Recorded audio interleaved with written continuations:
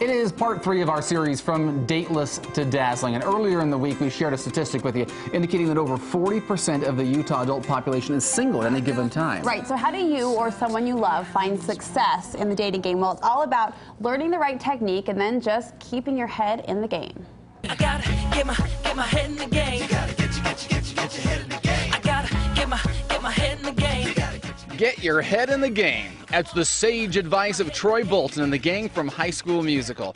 And it's a philosophy shared by dating coach Elisa Goodwin-Snell.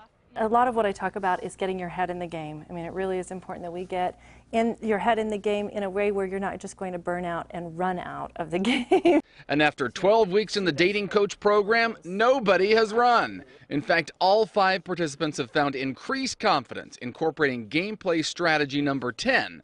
You have to exercise faith that you will have the opportunity to marry the kind of person you are looking for. I remember when we first got together, we were all kind of like, okay, we all have problems dating. I don't want to look at anyone else because we all have problems dating, and we all have problems dating. And now they find strength in their shared experiences and a long list of successes. Successes that have come from playing the game and having fun. Being in the game is very different than sitting in the bleachers, and it's a lot easier than I thought it would be. And armed with a new set of skills, they all agree on one thing.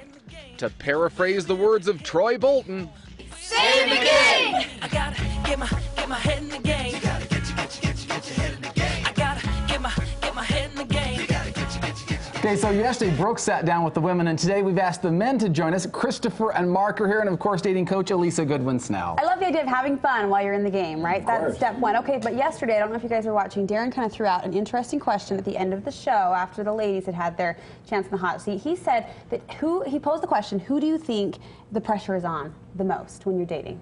Who has the most pressure? What do you guys think? I think in Utah the guys do.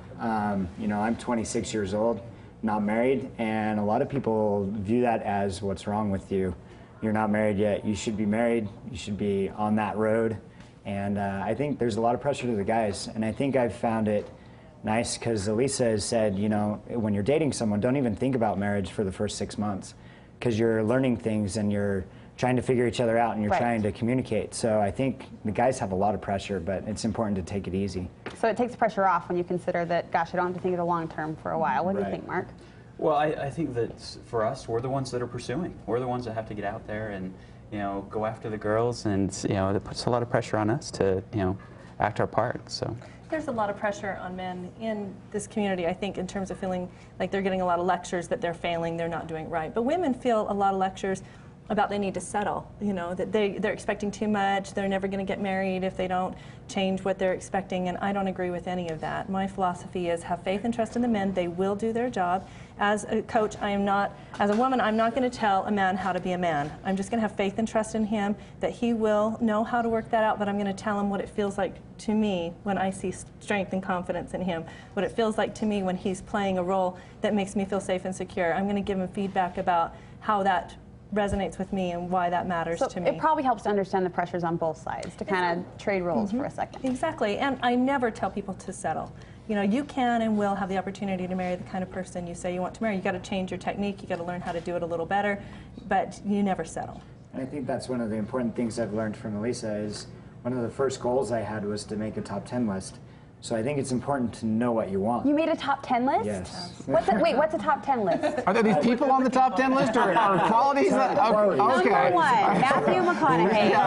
Number 2, quality. It's important to know the qualities you're looking for because as you put that out into the universe, that is the thing, those are the things you're looking for, and those are the things that you attract as well. Okay. So it's important to know what you're actually looking for in a person. A lot of times people are wandering out there and they're just dating this person, then trying to decide whether or not that's what they're looking for, and they're really not creating a positive energy that would draw the kind of people they're really looking for. If they're not, it's that I don't plan on failing, I fail to plan. So it's not a bad idea to do a top 10 list and to really say this is what I want. Before they get into a relationship, before they start the process, and then really focus on appreciating and recognizing those qualities in the people that are around you. That's what helps to create the attention. Now, Mark, you had said something earlier when our producer was talking to the folks and you know, getting some input, and you had a great input, a great comment on that, something really interesting. We're going to play it, and then we're going to talk a little bit about it on the other side. Utah is a completely different dating dynamic than anywhere else, and I think the biggest struggle that guys have is that they don't pursue girls. They don't go after girls that they're interested in, and the girls just don't know how to flirt to get a guy's attention. So, Mark, give us the scoop. Is this a college campus problem? Guys have forgotten what their role is. They've forgotten how to date. They just sort of hang out. What's happening here? Definitely. I think that we kind of get stuck in this comfortable zone where we don't want to go after the girls that we're really interested in. The girls don't want to show that they're interested in those guys that that they really want to go out with. Is Utah really that different when it comes to dating and dating protocol? I've only lived in Utah my whole life. There's more pressure for people who are under 30 to get married faster, whereas outside of Utah, it's kind of expected that they won't get married till they're in their 30s. And the problem with all that pressure is oftentimes that contributes to the 3-week drop-off curve, because a guy is dating a girl and he's saying in the first few weeks, especially if she's acting too into him too quickly, he's saying, could I really marry this girl? Well, maybe not, so I better dump her now rather than hurt her later. You know what I mean? Well, and so they take the pressure off, then they can figure this out over a period of time. Going back to that trend, why do you think guys aren't dating? Why are they just pursuing the hangout route then? Well, I think a lot of it comes from the girls aren't playing their role. A lot of the times I haven't pursued girls because they don't let me know that they're interested. So I think it's just a friend basis, we're just really good friends.